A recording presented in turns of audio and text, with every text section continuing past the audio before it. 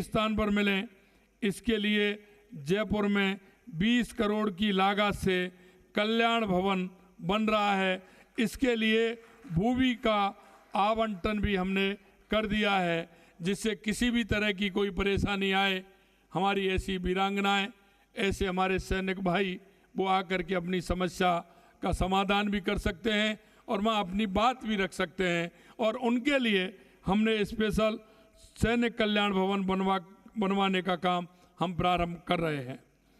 यही नहीं, पूर्व सैनिकों तथा उनके आश्रितों को दिन प्रतिदिन की समस्याओं के निराकरण के लिए समय समय पर समस्या समाधान शिविरों का आयोजन कर मौके पर ही समस्याओं का समाधान करवाने की व्यवस्था भी हम करने जा रहे हैं। भूतपूर्व सैनिक एवं आश्रितों की पेंशन विसंगतियां हैं, उनके निराकरण हेतु इस स्तर पर 138 कैंप आयोजित कर 1108 प्रकरणों का निस्तारण भी हमने कर दिया है। बैटल कैजुअल्टी के 6 एवं सौर पदक धारकों के 23 प्रकरणों में भूमि आवंटन का काम भी हमने किया है। और आज भी कई हमारी उन वीरांगनाओं की मेरे पास एप्लीकेशन आई हैं। आप निश्चिंत रहिए, आपके पास उसमें टेलीफोन नंबर लिखने के लिए मैंने कहा है। आपके पास आपकी समस्या का समाधान होकर के आपके पास टेलीफोन आएगा, यह मैं आपसे कहना चाहता हूं। आपकी जो इस तरह की समस्या है कि जो आगे करनी है, निश्चित रूप से उनका भी निराकरण करने का काम हम करेंगे। देश के लिए प्राणों को उत्सर्ग करने वाले वीर गति प्राप्त सैनिकों के आश्रितों के लिए राज्य सरकार द्वारा विशेष पैकेज कारगिल पैकेज दिया जाता है। इस पैकेज में परिवार के एक सदस्य को सरकारी नौकरी, वीरांगना को नगद राशि, हाउसिंग बोर्ड का मकान या इंदिरा गांधी नहर परियोजना क्षेत्र में भूमि या भूमि के बदले नगद राशि भी दी जाती है। और उसमें भी हमने आगे काम बढ़ाने का, जो ऐसे पात्र हैं उनको उस दिशा में हमने काम किया है। शहीदों के परिजनों को रोडवेज बसों में निःशुल्क यात्रा, उनके बच्चों को छात्रवृत्ति, आउट ऑफ टर्न कृषि बिजली कनेक्शन का प्रावधान भी हमने किया है।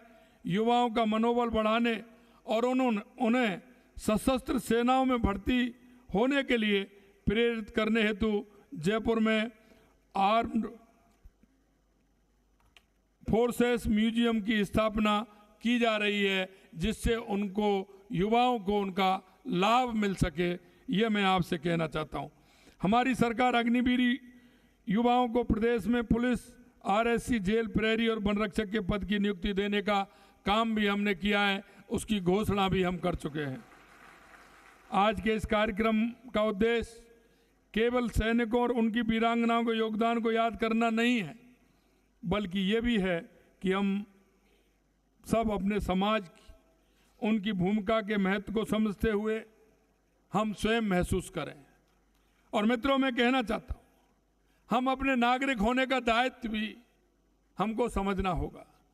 ऐसी अगर हमारी बहनें हैं, ऐसी अगर हमारी वीरांगना माता हैं, तो हम उनके सहयोग के लिए हमें तत्पर रहना है। किसी भी तरह से अगर कोई परेशानी होती है, निश्चित रूप से उनके सहयोग के लिए हम आगे रहें और उनके सहयोग में अपनी पूरी भूमिका निभाएं। अंत में मैं आपसे इतना कहना चाहता हूं कि आप सभी इस कार्यक्रम में आए हैं, निश्चित रूप से आप सभी को मैं नमन करता हूं। आज के इस आयोजन में हम उन सभी शहीदों को भी श्रद्धांजलि अर्पित करते हैं जिन्होंने देश के लिए अपने जीवन की आहुति दी। साथ ही सभी वीरांगनाओं के संघर्ष और बलिदान को मैं नमन करता हूं। मुझे इस अवसर पर भावपूर्ण कविता की एक पंक्ति याद आती है। जीवन पुष्प चढ़ा चरणों में, मांगे मातृभूमि से ये वर, तेरा वैभव अमर रहे माँ, हम दिन चार रहें ना रहें। आप सभी को पुनः बहुत बहुत धन्यवाद। और जी मीडिया को, माननीय अभिषेक जी, आशीष जी और पूरी टीम को मैं बहुत बहुत धन्यवाद और साधुवाद देना चाहता हूँ।